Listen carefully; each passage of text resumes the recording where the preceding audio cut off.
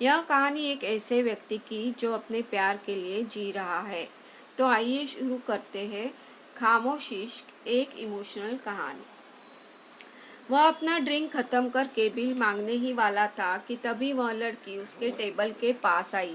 काफ़ी देर से वह उस पर नज़र गड़ाए बैठी थी। उसकी उम्र 21-22 साल की होगी ज़्यादा से ज़्यादा। उसने तब तक उस पर ज़्यादा ध्यान भी नहीं दिया था। आखिरकार हिम्मत करके वह उसके सामने आकर खड़ी हुई। सो हैंडसम, शनिवार की रात है, हाउ अबाउट सम फन। उसने उसकी तरफ देखा। उसे प्रिटी वुमन फिल्म की जूलिया रॉबर्ट की बेवजह याद आ गई, मतलब रिचर्ड गियर। अपने ही मन में आए ख्यालों पर वह मुस्कुराया और उससे बोला, सॉरी मिस, नॉट इंटरेस्टेड। वह थोड़ी नाराज़ हुई, लेकिन फिर एक अलग ही इरादे से उसके सामने वाली कुर्सी पर बैठ गई। इत्मीनान से सिगरेट सुलगाते हुए उससे बोली, कमिटेड हो? मैं देख रही हूँ तुम अकेले ही हमेशा होते हो। अक्सर वीकेंड पर देखती हूँ यहाँ तुम्हें। अकेले ही आते हो, बियर पीते हो, चले जाते हो। कभी कोई लड़की साथ नहीं होती। सिगरेट का एक कश लेते हुए वह धीमी आवाज़ में शरारत से बोली, प्लीज़ अब ये मत कहना कि तुम गे हो। वह फिर मुस्कुराया। उसके छोड़े हुए सिगरेट के धुएं को हल्के से हाथ से हटाते हुए वह बोला, नहीं, मैं गे नहीं हूँ। बस इतना समझ लो कि मुझे इसमें कोई दिलचस्पी नहीं है। वह अपनी कुर्सी पर पीछे की ओर झुक गई। उसका फिगर अब भी और उभर कर आ रहा था। शायद यह जानबूझकर किया गया था, पार्ट ऑफ बिजनेस। उसने अपनी नज़र उसके चेहरे पर टिका रखी थी। नज़र नीचे न फिसले इसके लिए उसे काफ़ी मशक्क़त करनी पड़ रही थी। उसने एक आह भरते हुए कहा, मेरे लिए कोई ड्रिंक तो ऑर्डर करोगे या वो भी नहीं? वह हंसा। फिर पीछे मुड़कर उसने बारटेंडर को इशारा किया, ओके, क्या चलेगा तुम्हें? उसने आँख मारते हुए धीरे से कहा, वैसे तो बहुत कुछ चलेगा, पर फिलहाल एक ग्लास वाइन ही मंगवा लो। उसने उसके लिए वाइन मंगवाई और उसे कंपनी देने के लिए खुद एक टिन बियर मंगवा ली। सो हैंडसम, तुम आसपास ही रहते हो क्या? उसने पूछा। उसे उसके सवाल का रुख पसंद नहीं आया। यह उसके चेहरे से उसे समझ आ गया। फिर भी उसने जवाब दिया, हाँ, मैं पास ही रहता हूँ। अपनी मंगवाई हुई बियर का एक घूंट लेते हुए वह बोला, पर यह पूछताछ क्यों? यह तुम्हारे किस काम की? वेल, यह तो तुम पर ही निर्भर है, वह भव्य नचाते हुए बोली। तुम पास में ही रहते हो, यह हम दोनों के काम आ सकता है, सिर्फ मेरे ही नहीं। देखो, वह अब थोड़ा गुस्से में बोला, मैंने तुमसे कहा है, मुझे इसमें कोई दिलचस्पी नहीं है। फिर भी तुम क्यों मेरे पीछे पड़ रही हो? तुम्हें इस नाइट क्लब में और कहीं कंपनी नहीं मिलेगी क्या? आसपास एक नज़र डालते हुए वह आगे बोला, मुझे तो इस बार में तुम पर नज़र टिकी हुई कई नज़रें दिख रही है।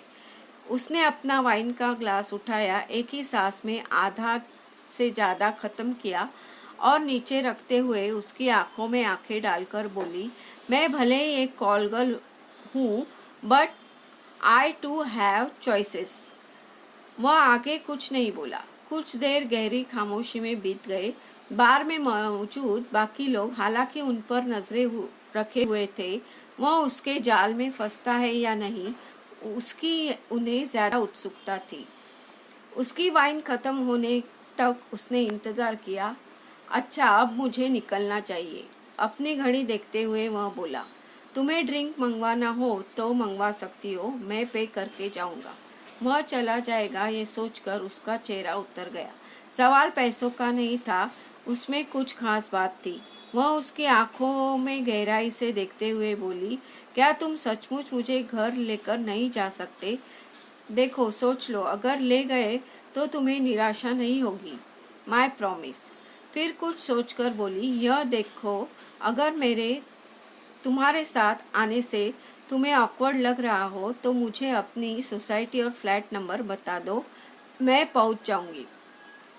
उसने उसकी तरफ देखा और वह फिर मुस्कुराया। ओह, उसकी वह हंसी उसे पागल कर देने वाली थी। ठीक है, वह अचानक बोला और वह होश में आई।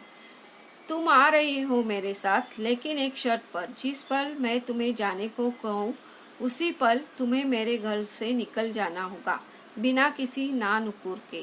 मंजूर है तुम्हें? ओ यस, तुरंत अपनी जगह से उठते हुए उसने कहा। उस पल उसे अपने कानों और नसीब पर यकीन नहीं हो रहा था।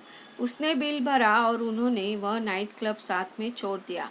क्लब की बाकी लड़कियां और पुरुष आ भरते हुए उन्हें जाते हुए देख रहे थे। वह जिस सोसाइटी में रहता था वह नज़दीक ही थी।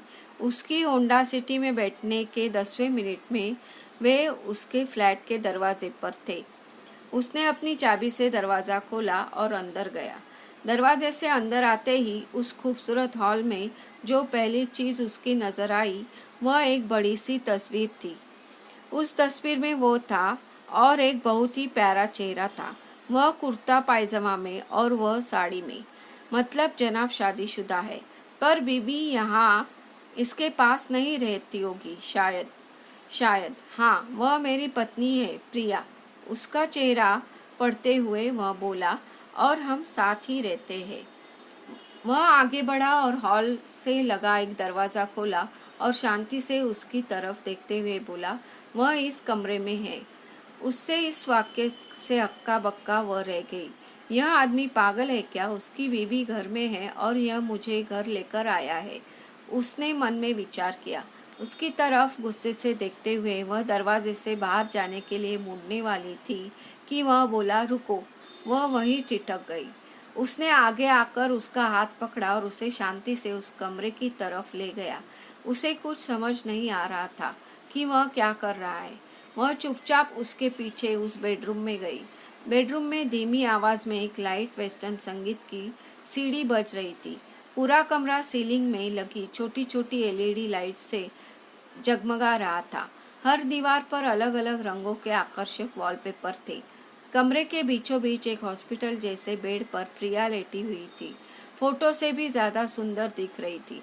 उसके पास लगे एक स्टैंड पर सलाइन की बोतल लगी थी, जिससे बूंद बूंद टपकती दवा एक पतली नली के जरिए उसके शरीर में जा रही थी।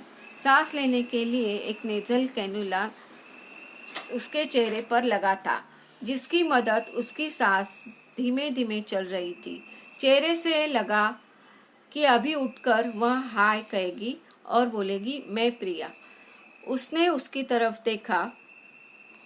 बोलने के लिए शब्द नहीं सूझ रहे थे। ओ डियर, क्या हुआ इसे?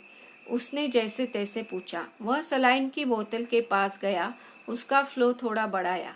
प्रिया 3 साल से कोमा में है, वह शांति से बोला। उसका एक बहुत बड़ा एक्सीडेंट हुआ था उस जन्मदिन पर, मुझसे मिलने आते वक्त। यह वो कहते हैं समय उसके चेहरे पर गहरी पीड़ा दिखाई दी। उसकी कार को एक तेज रफ्तार ट्रक ने टक्कर मारी थी। वह आगे बोला। 50 मीटर तक वह घिसटती गई। उसकी गाड़ी 2 साल अस्पताल में मौत से जूझती रही। दिमाग में रक्तस्राव, ब्रेन हेमरेज हुआ था, 3 ऑपरेशन हुए, 2 साल वेंटिलेटर पर थी। जीने की उसकी जिद ने आखिरकार उसे मौत के मुंह से वापस लाया। ओ डियर, बेचारी कैसा सहा होगा? वह आंखों से आंसू पोंछते हुए बोली। वह प्रिया के पास कुर्सी पर बैठ गया। अपने हाथ सैनिटाइजर से साफ करके उसने उसके चेहरे से बालों पर हल्के से फेरा। हमारी सगाई हो चुकी थी। बाहर जो फोटो लगी है वह हमारी सगाई की है। उसके माता पिता नासिक रहते हैं। प्रिया के बाद उनकी 2 और बेटियां हैं। उन्होंने जितना करना था बहुत किया, पर प्रिया के होश में गुजार करना अब उनके लिए मुमकिन नहीं था। मानसिक और आर्थिक रूप से वे भी टूट चुके थे। मैंने उनकी इजाज़त लेकर अस्पताल से डिस्चार्ज लेने से पहले ही प्रिया से विधिवत शादी की और उसे यहाँ घर लाया। हॉस्पिटल की रूम की तरह यह सारी सुविधा की। एक नर्स रहती है 12 घंटे, सुबह से 8 से शाम 8 बजे तक। फिर मैं होता हूँ उसके साथ, अकेला बातें करता हूँ उससे, किताबें पढ़कर सुनाता हूँ, गाने सुनाता हूँ। वेस्टर्न क्लासिकल उसे पसंद है। वह दिन भर लगातार रखता हूँ उसके लिए। उसने उसकी तरफ देखा। फिर तुम कहती हो वैसे मैं अकेला कैसे हो सकता हूँ? प्रिया 24 घंटे तो मेरे साथ ही रहती है। वह उसके पास आई और उसकी आंखों में आंसू थे। उसने सामने घुटनों पर बैठते हुए उसका हाथ पकड़कर बोली, यह अपनी आंखों से न देखा होता तो मुझे सचमुच यकीन न होता। भगवान हर लड़की को तुम्हारे जैसा दोस्त, प्रेमी और पति क्यों नहीं देता। मैंने तुम्हें पहले जो कुछ भी कहा उसके लिए मुझे सचमुच माफ़ कर दो। मेरी इस घर में आने की औकात भी नहीं है। ये तुम्हारा और प्रिया का मंदिर है। जब से समझ आई तब मैंने पुरुषों की आंखों में सिर्फ हवस देखी है।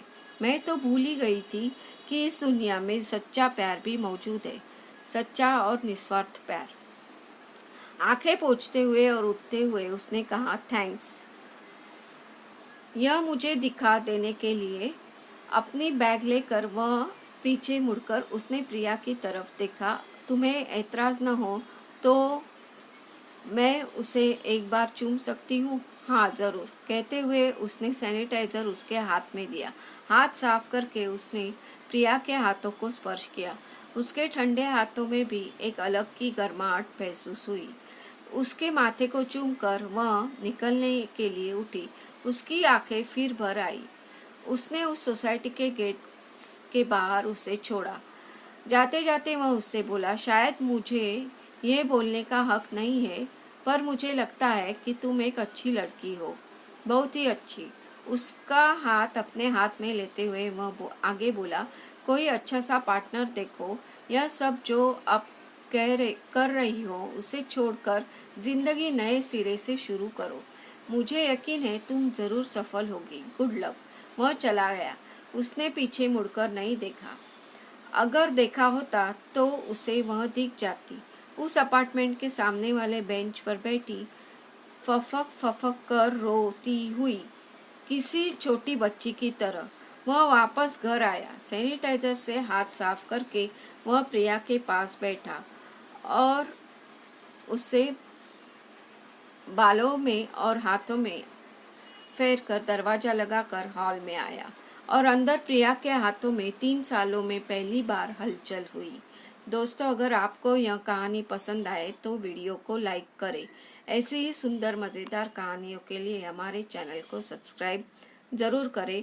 घंटी का बटन ज़रूर दबाएं ताकि ऐसी मज़ेदार कहानी आप तक पहुंच सके। धन्यवाद।